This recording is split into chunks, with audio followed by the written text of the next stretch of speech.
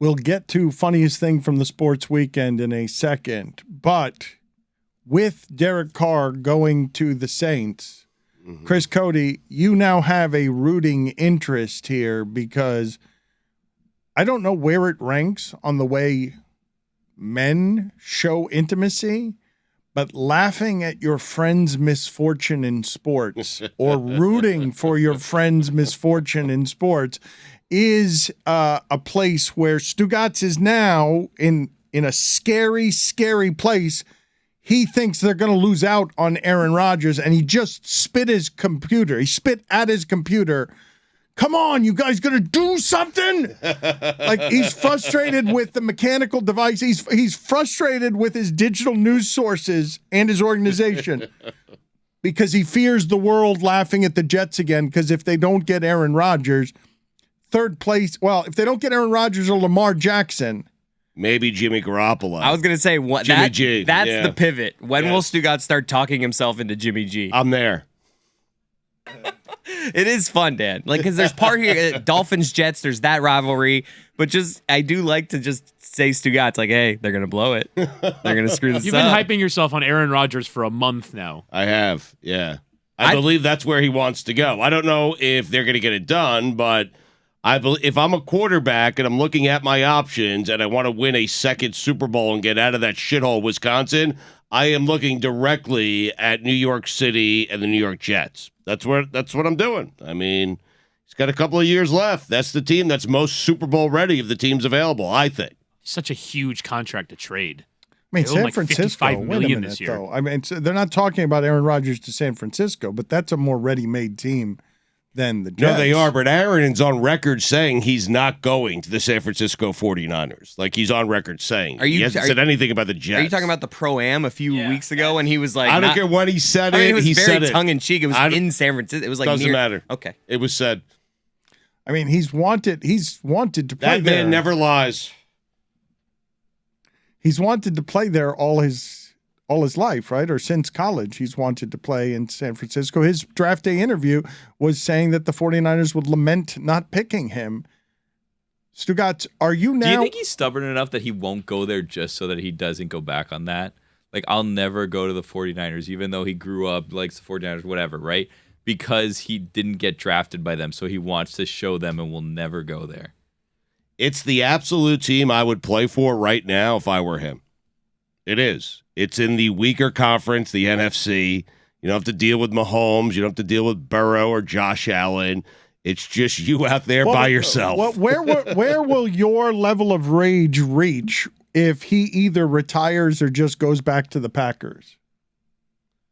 Well, I still have hope for Lamar Jackson, and I still have hope. I guess Jimmy Garoppolo would be an upgrade. Anything's an upgrade. So you wouldn't be angry at him if he chooses to not go there. If for some reason the Jets...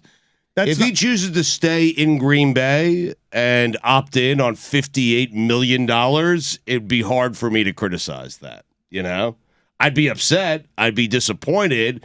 And the Jets' next move would have to be go after Lamar Jackson. And if Lamar Jackson falls through, then they have to go after Jimmy Garoppolo. When's the Tom Brady show start? Is that later this week or next week? That's next week. Okay. Yeah. That's after Aaron decides. Then Tom comes back. It's like right when Aaron decides, Tom comes back to steal his thunder. Little game of stealing thunder, Chris. Time now for the funniest thing from the sports weekend.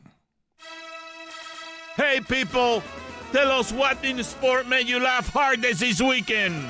It is a segment we call What Made You Laugh This Weekend. Ha ha ha! Really, when you think about it, $58 million just to say, hey, I'm coming back to the place I've lived in for the last 18 years. It's pretty good. $58 million. It's a lot of money. We're doomed. Daniel Jones wants $45 million. They're only coming in at $36 to $39 million a year for Daniel Jones. Only. And it's about to get much worse, is it not? We're headed toward these kind of, or better, depending on if you're a quarterback who likes to get paid. What's Herbert going to get? They keep raising the salary cap million, basically salary cap $10 million every year, and it's just going to keep going like that in perpetuity because once this media rights deal ends, then another one will come behind it. It's just going to be another $10 million against the cap every year. Jalen Hurts will be the highest paid quarterback in the NFL at some point, right? Probably At some yes. point for a time being. Yeah, and for then the top, right. Patrick Mahomes will probably represent enormous. I mean, he already does, but crazy value in about 6 or 7 years' time. Tony, what was the funniest thing from the sports weekend? Dan, did you see Jake Gyllenhaal over the weekend at UFC? They're filming Roadhouse, and he did like a fake, what looked to be a fake walk-in, a fake weigh-in. Dana was like separating him and the other actor, and then they actually filmed a part of the movie inside the octagon with the crowd going crazy. Me and Chris were talking back here, and Chris thinks that it's all natural. Jake Gyllenhaal is all natural. I mean, he looks good. I don't know about that one. He does look good. The crowd didn't seem to really pop for what was the finishing move of the fight. Also, they didn't. Nobody kinda really was jeering it a directing little bit. though, too, right? Like they were just kind Herb of Dean like lost control of that fight. Yeah. I mean, irresponsible. Chris Cody, funniest thing. I'm going to go with, man, there's so many good options. I'm going to go with Julius Randle just running over Tom Thibodeau after hitting a game winner. He's just like running down the court and just tramples his coach. And Tom, Tom always kind of looks angry. Didn't seem happy with it. He got up and he was just like, really? How'd that happen? Man, I would think that Julius Randle makes that shot to win that game at the end. I don't think that there's a mood alterer that Thibodeau could have in his life that would represent darkness as much as that dude's about basketball. Juju, what was the funniest thing from the sports weekend? Michael Golick Jr. Boy, my boy put on the shapeshifter or what? I don't know, but you're like a pregnant balloon animal. Boy, your ass look crazy as hell. My boy in the 3rd trimester. Don't do that again no more, big brother.